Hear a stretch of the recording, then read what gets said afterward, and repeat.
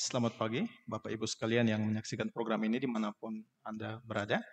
Selamat bergabung di program podcast Keterbukaan Informasi Publik dengan tema Keterbukaan Informasi Publik bagi peningkatan kualitas pelayanan publik. Saya, Mario F. Lawi, akan memandu acara ini selama setengah jam. Sebelum memperkenalkan para narasumber, izinkan saya mengawali acara ini dengan salam kebangsaan. Shalom, Shalom. salve, Salve. Assalamualaikum warahmatullahi wabarakatuh. Waalaikumsalam warahmatullahi wabarakatuh. Om Swastiastu, Om Swastiastu. Namo Buddhaya, Namo Buddhaya. salam kebajikan, Salam kebajikan. salam sehat untuk kita semua. Salam sehat. Bersama kita telah bergabung dua orang narasumber. Kita bersyukur di tengah kesibukan beliau berdua masih menyisihkan waktu untuk menghadiri program ini. Narasumber pertama adalah Ibu Bernadetta Meriani Usboko, biasa disapa Ibu Erni. Selamat pagi Ibu, apa kabar? Selamat pagi, kabar baik. Beliau adalah Asisten Pemerintahan dan Kesra Provinsi NTT. Narasumber yang kedua, Bapak Agus Boleh Baja. Selamat pagi Bapak. Ya, selamat pagi. Beliau adalah Ketua Komisi Informasi Provinsi NTT. Jadi Ibu Erni akan berbicara tentang informasi publik dalam kaitannya dengan badan publik dan pemerintahan di NTT. Sementara Bapak Agus akan berbicara dari sisi perundang-undangan dan pengalaman beliau sebagai salah satu komisioner KAI NTT. Untuk tidak memperpanjang kata Ibu, Bapak, saya akan mulai pertanyaannya dari Bapak Agus. Kita tentu sering mendengar frasa informasi publik, tapi mungkin banyak yang belum tahu definisi. Apa sih Pak, informasi publik itu? Ya, baik. Terima kasih. Frasa tentang informasi publik, badan publik sudah jelas dalam Undang-Undang Nomor 14 Tahun 2008 tentang keterbukaan informasi publik. Nah, di sana ada definisi tentang apa itu informasi publik, dan apa itu badan publik. Nah, terkait dengan informasi atau informasi publik itu adalah informasi yang dihasilkan atau yang dikumpulkan, disimpan, dan diterima atau dikirim kepada badan publik sebagai penyelenggara negara atau seluruh yang berkaitan dengan aktivitas badan publik, tentu sesuai dengan ketentuan undang-undang yang berlaku, dalam hal ini Undang-Undang Nomor 14 Tahun 2008 tentang keterbukaan informasi publik. Nah, informasi-informasi ini tentu berdasarkan ide, gagasan, pernyataan dari setiap orang, atau juga ada data-data yang dihimpun. Itulah informasi-informasi yang ada di setiap badan publik. Terima kasih Pak. Saya lanjut pertanyaan buat Bapak. Siapa yang berhak mengakses atau memperoleh informasi publik? Ya, sangat jelas bahwa seluruh warga negara Indonesia, terutama masyarakat Nusa Tenggara Timur, memiliki hak untuk memperoleh dan mengakses informasi publik. Informasi publik itu yang mana? Informasi publik itu tentunya yang ada di seluruh badan publik. Badan publik itu yang mana? Sesuai dengan ketentuan Undang-Undang Nomor 14 Tahun 2008 tentang keterbukaan informasi publik. Ya, badan publik itu adalah legislatif, eksekutif, yudikatif, atau badan lain yang dalam penyelenggaraannya menggunakan APBN, APBD, sumbangan masyarakat, dan sumbangan luar negeri. Itulah yang dimaksud dengan badan-badan publik. Disitulah informasi-informasi itu yang dapat diakses oleh seluruh masyarakat Nusa Tenggara Timur atau siapa saja. Masyarakat yang ada di luar negeri pun punya hak untuk mengakses informasi yang ada di badan publik, terutama di badan publik pemerintah, dinas-dinas, badan-badan, dan lain-lain sebagainya. Karena itu merupakan hak masyarakat untuk memperoleh dan mengaksesnya dimanapun mereka berada. Nah, tadi Bapak sudah sempat menyinggung soal UU Keterbukaan Informasi Publik. Saya ingin tahu lebih jauh soal apa sih Undang-Undang Nomor 14 Tahun 2008 itu? Ya, Undang-Undang Nomor 14 Tahun 2008 tentang keterbukaan informasi publik, terutama di dalamnya itu mengatur tentang bagaimana masyarakat itu mengakses informasi publik, bagaimana badan publik itu menyiapkan, mendokumentasikan, dan menyimpan serta menginformasikan informasi-informasi yang ada di badan publik.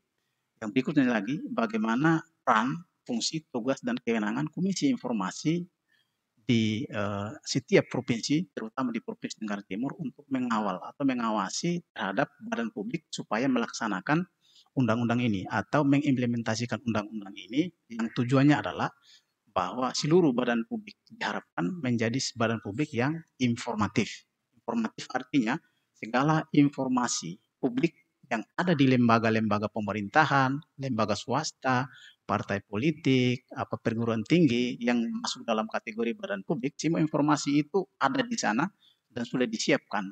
Begitu.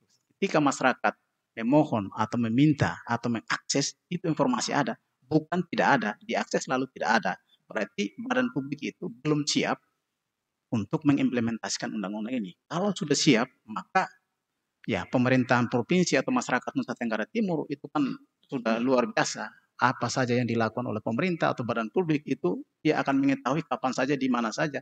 Dan itulah peran serta masyarakat atau uh, seluruh masyarakat berkaitan dengan bagaimana mengakses informasi tentang pembangunan di daerah ini. Baik, terima kasih Pak. Satu pertanyaan terakhir buat Bapak sebelum saya beralih ke Ibu Erni. Komisi Informasi sebagai lembaga independen yang menjalankan UU KIP itu apa saja tugas-tugasnya? Ya, terima kasih. Memang masih banyak orang di Indonesia bahkan terutama di Nusa Tenggara Timur karena Komisi Informasi Provinsi Tenggara Timur itu baru hadir pada tahun 2019, tepatnya di tanggal 28 Agustus 2019. Itu artinya sampai dengan hari ini kami baru 3 tahun 3 bulan, lagi 9 bulan, maka periode pertama sudah berakhir. Nah, Komisi Informasi Provinsi Nusa Tenggara Timur sudah berupaya untuk menyampaikan ke seluruh badan publik, terutama ke seluruh masyarakat sampai ke pelosok-pelosok, untuk menyampaikan tentang bagaimana implementasi Undang-Undang Nomor 14 Tahun 2008 dan bagaimana keberadaan Komisi Informasi Provinsi Tenggara Timur. Nah, tugas utama sesuai dengan ketentuan undang-undang adalah menerima, memeriksa, dan menyelesaikan sengketa informasi publik melalui dua cara. Yang pertama, mediasi. Yang kedua, adjudikasi non-litigasi. Nah, untuk diketahui bersama, tugas ini sudah berjalan dengan baik, di mana di tahun 2020 dan 2021, Komisi Informasi Provinsi Nusa Tenggara Timur telah menyelesaikan 2 sengketa informasi, sudah memutuskan 2 sengketa informasi, dan tidak dipersoalkan oleh kedua belah pihak, pemohon dan termohon. Itu tugas-tugas Komisi Informasi yang sudah dijalankan. Sehingga masyarakat perlu tahu, jangan sampai masyarakat melihat Komisi Informasi itu sebagai juru bicara pemerintah atau apa dan sebagainya, atau sebagai lembaga yang menyiapkan dokumen, data, informasi dan lain sebagainya. Itu tidak. Nah, tugas kami adalah menerima, memeriksa dan memutus sengketa informasi yang diajukan oleh masyarakat atau badan hukum lainnya ke Komisi Informasi. Sekian. Baik, nanti saya akan lanjutkan soal sengketa informasi. Saya beralih ke Ibu Erni. Tadi sudah disinggung oleh Bapak Agus soal UU Keterbukaan Informasi Publik. Saya ingin tahu apakah hak warga sesuai Undang-Undang Keterbukaan Informasi Publik? Baik, terima kasih. Kita tahu bahwa keterbukaan informasi publik, kata publik saja kita tahu bahwa itu umum dan dan dapat diakses oleh semua orang. Karena informasi publik tersebut untuk publik, berarti dia diperuntukkan bagi seluruh warga masyarakat yang ada di Nusa Tenggara Timur, bahkan di luar Nusa Tenggara Timur pun dapat mengaksesnya. Jika ia ingin mengetahui tentang berbagai hal, terutama yang ada di Nusa Tenggara Timur, dia bisa mengakses lewat Komisi Informasi Provinsi Publik di NTT. Karena itu maka setiap warga negara yang ada di Indonesia, khususnya kita ambil tanda petik ya untuk di NTT, dapat memperoleh informasi itu secara cuma-cuma.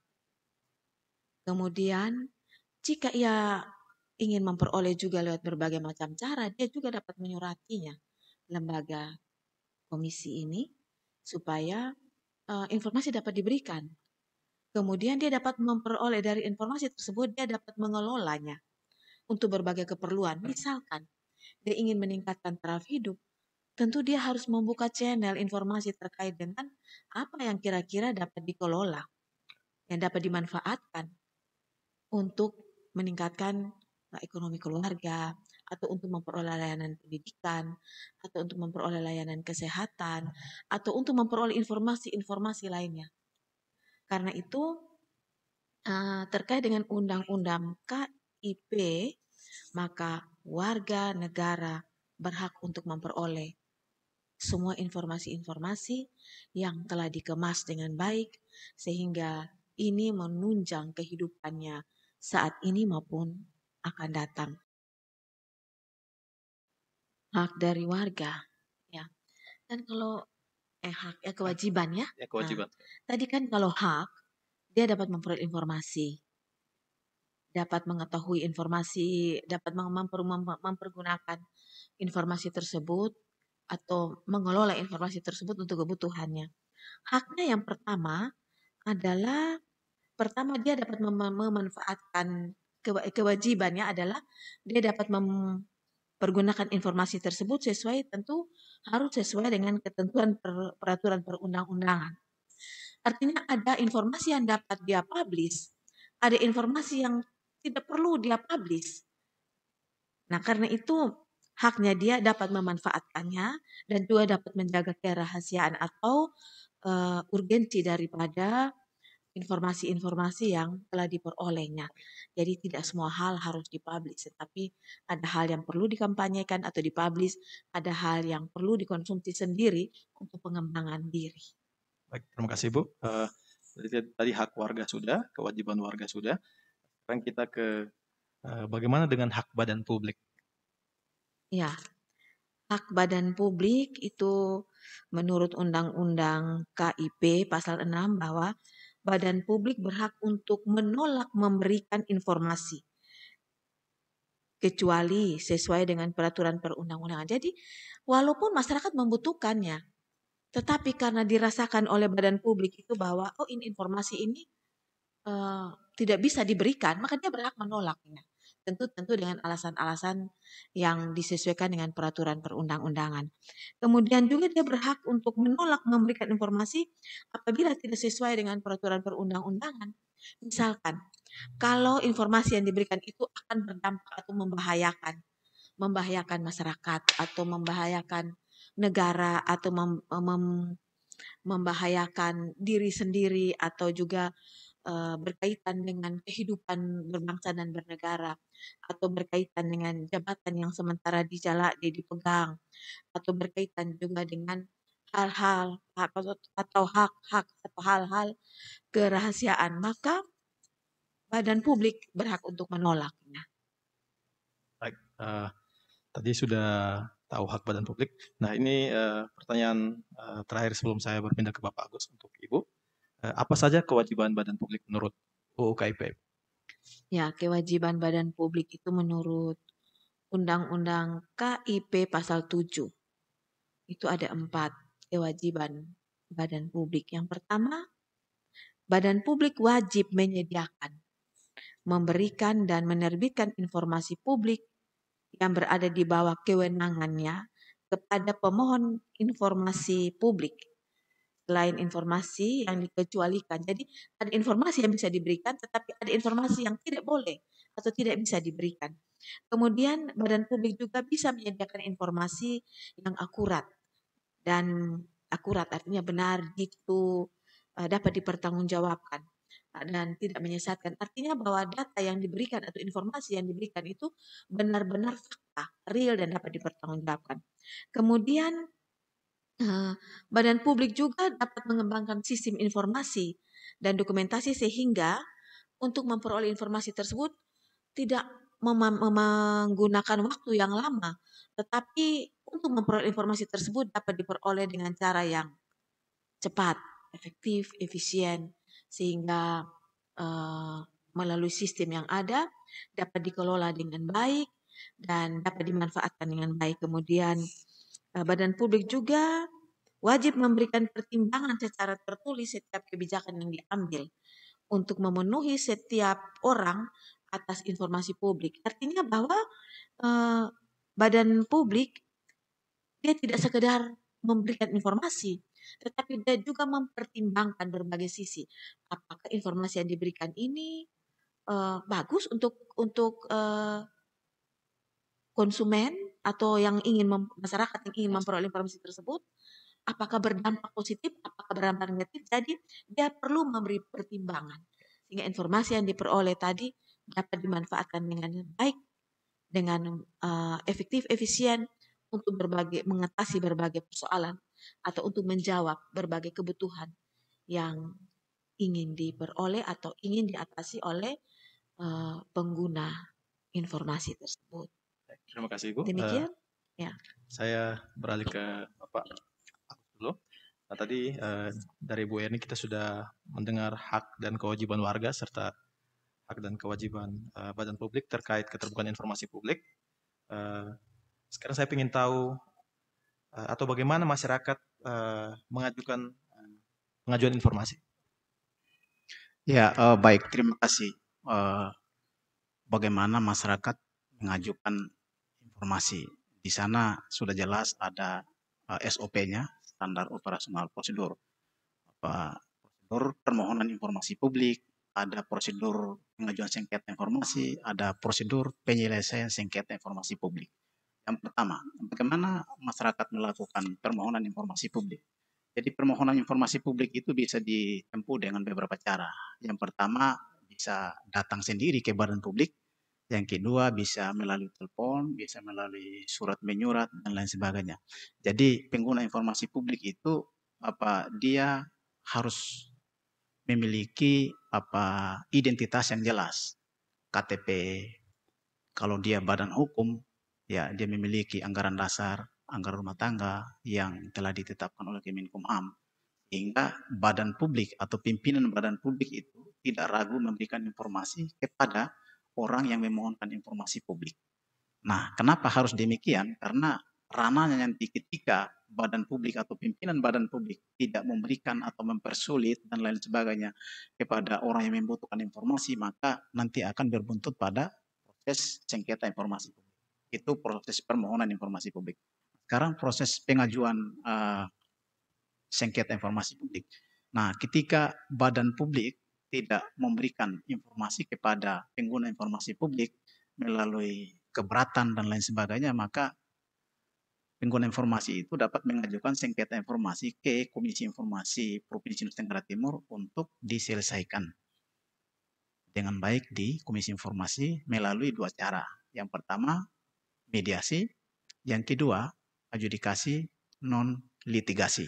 Nah, keputusan Komisi Informasi terakhir itu adalah keputusan yang final dan mengikat. Itu artinya bahwa pemohon dan termohon kalau tidak puas dengan putusan Komisi Informasi, maka mereka tidak bisa kembali lagi untuk mengajukan ke Komisi Informasi dengan persoalan yang sama. Dia harus berlanjut ke pengadilan tata usaha negara, bahkan sampai ke MA. Begitu. Itulah prosedur-prosedur yang dilakukan, sehingga tentu secara teknis masih banyak hal-hal yang dipersiapkan, tetapi pada umumnya bahwa terjadinya sengketa informasi ketika badan publik mempersulit atau tidak memberikan informasi sebagaimana yang dibutuhkan oleh pengguna informasi publik. Sebaliknya juga demikian, bahwa badan publik atau pimpinan badan publik tidak serta-merta memberikan informasi publik kepada masyarakat atau pengguna informasi publik ketika informasi itu adalah informasi yang dikecualikan. Nah, informasi yang dikecualikan itu harus dibuktikan dengan hasil uji konsekuensi. Sehingga informasi A ini dikecualikan karena alasannya apa? Apakah dia sangat mengganggu ketertiban umum, ketertiban negara, atau mengancam dan lain sebagainya. Kalau tidak, segera dikasih. Kalau memang itu ada keputusan gubernur berkaitan dengan informasi ini tidak boleh dibuka, ya tidak boleh dibuka. Kalau pimpinan badan publik memberikan informasi yang dikecualikan, maka pimpinan badan publik nanti itu yang bertanggung jawab memberikan informasi yang dikecualikan. Demikian beberapa hal. Baik, saya kembali ke Ibu Erni. Nah, tadi kita sudah berbicara agak banyak soal Undang-Undang Nomor 14 Tahun 2008. Saya ingin tahu di daerah kita di Provinsi NTT, adakah regulasi yang mengatur tentang informasi publik? Ya, kita punya lembaga tentang Komisi Informasi Publik. Kemudian komisi itu kan ada di NTT. Kalau komisi itu ada NTT berarti masih ditunjang dengan peraturan gubernur. Karena itu kita di NTT ini, pemerintah kita punya peraturan gubernur NTT nomor 30 tahun 2021 tentang sistem layanan informasi dan dokumentasi publik Provinsi Nusa Tenggara Timur. Nah, kehadiran Pergub ini memberikan suatu kepastian hukum tentang hubungan antara pemerintah dan penyelenggara pelayanan publik. Mengapa demikian? Karena dengan demikian memberikan ruang bagi badan publik untuk dapat memberikan kesempatan kepadanya untuk memperoleh informasi, untuk menyebarluaskan informasi, dan seterusnya, dan diatur atau dijaga, atau kita punya koridor sendiri, yakni melalui Pergub nomor 30 tahun 2021 tersebut. Nah, peraturan ini, peraturan gubernur ini diterbitkan tentu dengan mempertimbangkan bagaimana keterbukaan informasi publik penyelenggaraan pemerintah merupakan sarana yang untuk mengoptimalisasikan partisipasi dan pengawalan publik terhadap penyelenggaraan pemerintahan dan badan publik. Untuk itu, untuk memperoleh data ya dengan ada pergub tersebut, maka mempermudah kita untuk memperoleh informasi publik yang akurat, yang cepat, akuntabel, dan tentunya adanya sistem layanan informasi dan dokumentasi publik.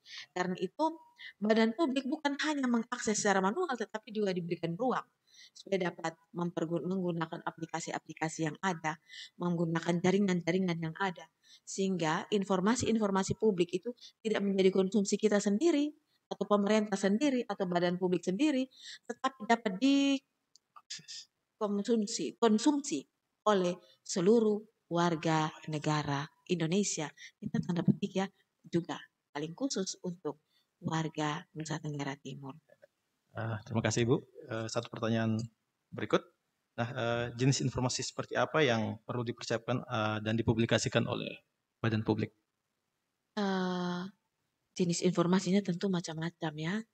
Yang paling penting bahwa informasi itu harus pantas atau layak diterima oleh masyarakat.